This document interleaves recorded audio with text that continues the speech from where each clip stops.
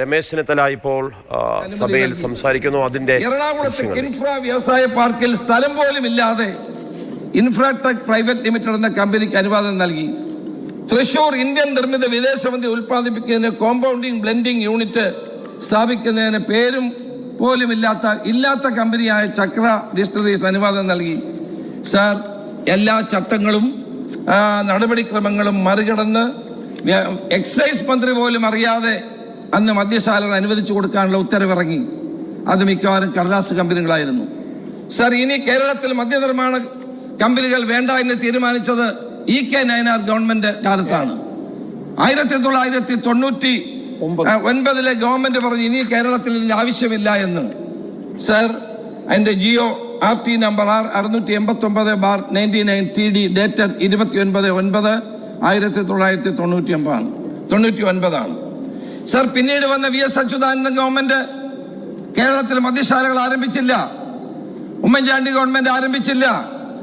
ഇപ്പോൾ പിണറായി വിജയൻ ഗവൺമെന്റിന് ഇത്ര നിർബന്ധം എന്താണ് സാർ? 2018 നിങ്ങൾ ബ്രൂവലുകളും ഡിസ്റ്റിലറികളും അനുവദിക്കാൻ വന്നപ്പോൾ ഞങ്ങൾ അതിനെ എതിർത്തു. സാർ, അത് നിങ്ങൾക്ക് ക്യാൻസൽ ചെയ്യേണ്ടി വന്നു. സാർ, ഞാൻ ഗവർണറെ സമീപിച്ചു. മുഖ്യമന്ത്രിയെയും വകുപ്പ് മന്ത്രിയെയും പ്രോസിക്യൂട്ട് ചെയ്യാൻ അനുമതി നൽകണമെന്ന്. അന്ന് എനിക്ക് ഗവർണർ അനുമതി നൽകിയില്ല. ഞാൻ തിരുവനന്തപുരം വിജിലൻസ് കോടതിയെ സമീപിച്ചു. വിജിലൻസ് കോടതി എനിക്ക് അനുവാദം നൽകി. നിങ്ങൾ പോയി ഹൈക്കോടതിയിൽ പോയി സ്റ്റേ വാങ്ങിച്ചു. സാർ, ഇപ്പോഴും ആ കേസ് ഹൈക്കോടതിയിൽ പെൻഡിംഗ് ആണ്. ആ കേസ് ഇതുവരെ ഡിസ്പോസ് ചെയ്തിട്ടില്ല. സാർ, ഇവിടെ വന്നിരിക്കുന്നത് എന്താണ്? സാർ, ഡൽഹി മദ്യനയ കേസിലെ സമാന സംഭവമാണ് ഇവിടെ നടക്കുന്നത്. മദ്യനയത്തിൽ ഗവൺമെന്റ് വരുത്തിയ മാറ്റം കേജ്രിവാളിനെ ജയിലിലാക്കി. നിങ്ങളത് മറികടക്കാൻ വേണ്ടി മദ്യനയം പ്രഖ്യാപിച്ചു. അത് കഴിഞ്ഞ് ക്യാബിനറ്റിൽ കൊണ്ടുപോയി നടപ്പാക്കുന്നു. സാർ, ആർക്ക് വേണ്ടിയാണ് സാർ ഇത്? ക്യാബിനറ്റ് എടുത്ത തീരുമാനം ആർക്ക് വേണ്ടി? പ്ലാച്ചിമടയിൽ കൊക്കക്കോള കമ്പനിയെ പൂട്ടാൻ വേണ്ടി സമരം നടത്തിയ ഇടതുപക്ഷക്കാർ മറുപടി പറയണം. ഒരു തുള്ളി വെള്ളം പോലും കുടിക്കാനില്ലാതെ പുതുശ്ശേരിയിലും അതോടൊപ്പം തന്നെ എലപ്പുള്ളിയിലും ജനങ്ങൾ കഷ്ടപ്പെടുമ്പോൾ പ്രതിദിനം 5 ലക്ഷം ലിറ്റർ വെള്ളം വേണ്ടി വരുന്ന ഈ പദ്ധതി ആരംഭിക്കാൻ നിങ്ങൾ എങ്ങനെ മുന്നോട്ട് വരുന്നു? സാർ, ഇതിന്റെ പിന്നിൽ വൻ അഴിമതിയാണ്. നിങ്ങൾ എങ്ങനെ ഈ കമ്പനിയെ തെരഞ്ഞെടുത്തു? നിങ്ങൾ ഈ കമ്പനിയെ പറ്റി കേരള ഗവൺമെന്റ് ഇറക്കിയ മന്ത്രിസഭാ യോഗത്തിന്റെ ശേഷം ഇറക്കിയ നോട്ടിഫിക്കേഷനിൽ ഈ കമ്പനിയെ പറ്റി വലിയ തോതിലുള്ള അപ്രീസിയേഷനാണ് കാണിക്കുന്നത്. പുകഴ്ത്തലാണ്. ഈ കമ്പനിയെ പറ്റി വലിയ വലിയ കാര്യങ്ങൾ പറയുന്നു.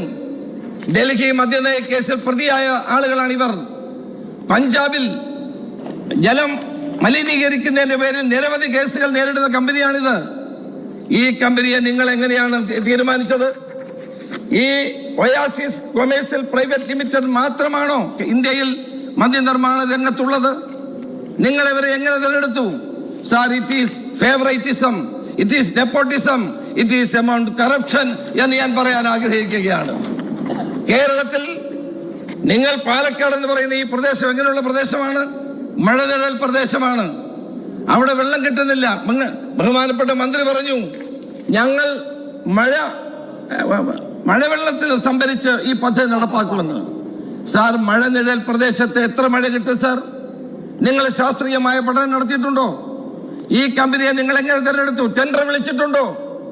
ഇതല്ലാതെ വേറെ കമ്പനികളുണ്ടോ എന്ന് പരിശോധിച്ചിട്ടുണ്ടോ? അപ്പോൾ നിങ്ങൾ ഒരാൾക്ക് കൊടുക്കാൻ മനഃപൂർവ്വമായി ആഗ്രഹിച്ച് താല്പര്യമെടുത്ത് ഇവിടെ ഈ കമ്പനിക്ക് വേണ്ടി ബ്രൂവറിയും ഡിസ്റ്റിലറിയും എത്തനോളും ഉണ്ടാക്കാനുള്ള അനുവാദം നിങ്ങൾ കൊടുത്തു.